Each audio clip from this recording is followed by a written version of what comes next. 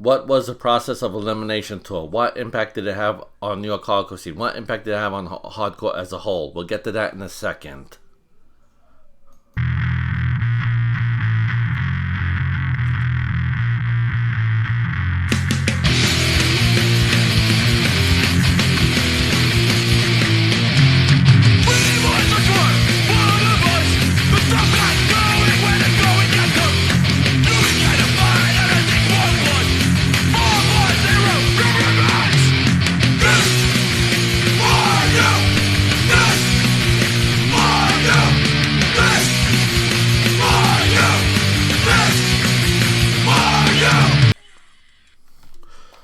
Greetings, everybody.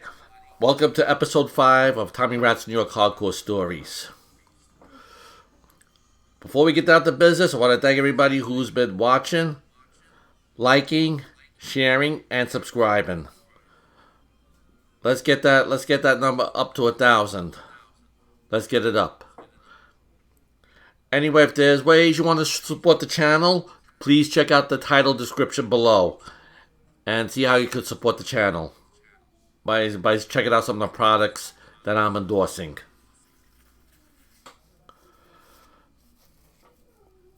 Okay, let's get down to business here.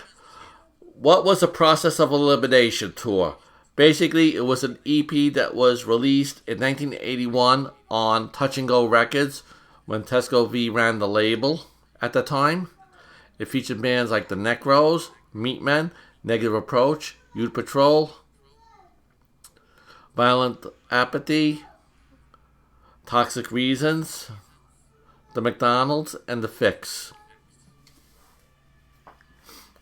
Now, we were all familiar with bands like the Necros when they've been making sporadic appearances in the New York area, and I was aware of their second 7-inch with IQ32 on it. I originally thought that was their first 7-inch, but they had one out that was already out of print way before I knew anything about them. Now, the first time I heard this record was on Noise's show back in 1981 when Tim Summers ran that show at NYU. And that was one of the records that got myself and other people in the New York hardcore scene interested in those bands and that particular release. Now, by summer 1982, there was a tour being planned with some of those bands: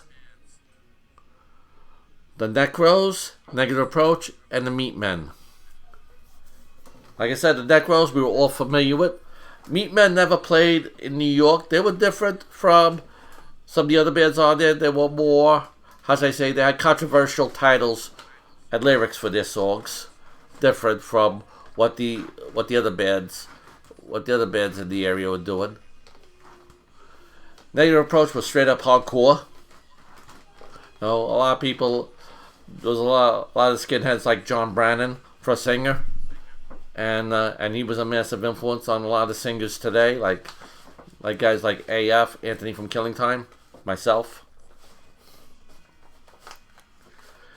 That was their debut song before they had their first 7-inch out. Now, the opening band, the club where it was being held at was 2+2. A7, Dave from A7 was promoting shows there back during the summer of 82. And for some reason, A7 was inaccessible at the time. I don't know the full details of that. Excuse me for a second.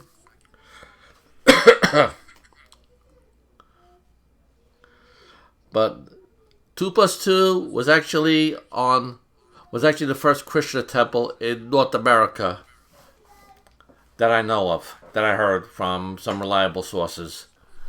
And it was located on Houston and 2nd Avenue. Now, here was how was the place. Excuse me a second. Here, how was the place laid out? You had to go upstairs to see the bands play, and there was an elevator, a freight elevator in front, where you could load in and load out.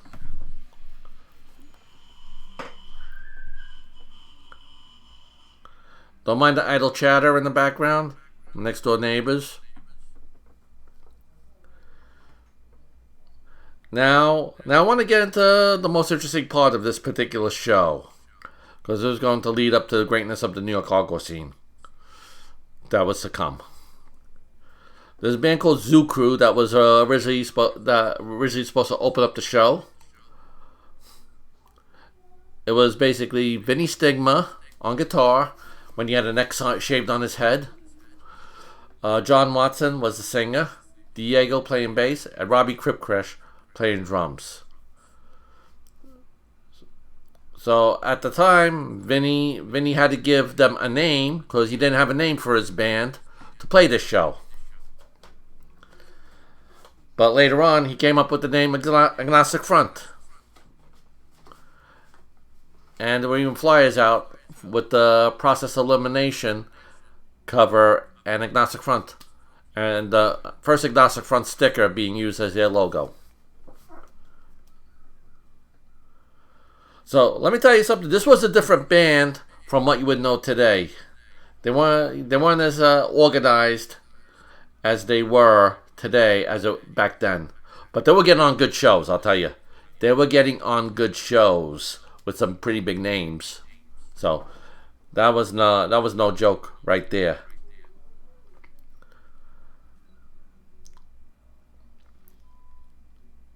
And let me tell you, who would think there would be one of the greatest bands today to come after that show? At the time, Ray Bees was like a roadie for them at the time. And he would later join AF after Robbie Kripkesh left to join the Sadistic Exploits. But anyway, those are stories for another time. So, and that was like the huge impact that would have on the New York hardcore scene in years to come. Now, I want to answer a couple of questions here that were sent to me. Okay, the first question was, if a band comes out with a 25-year reunion and they were not playing, say, like for the past 15 years, would those 25 years count? In my opinion, no. No, I would not. If you were active for the whole 25 years, yes. But I mean, it might sell more tickets to your show. I will say that, but I don't agree with that terminology. Now, second question was from Mike from Brooklyn. He asked me a question. Being that I used to work in the park department, if I ever came across Pete Steele. Because he used to work in the park department, and I think it was around the same time I started working in 1981. And to my knowledge, no. Maybe I did, and I did not know who he was at the time. But I can't say I have. Now, if anybody out there have any ideas on what I should be talking about, please chime in the comments below. And please, share, like, comment, subscribe, and we'll see you next week.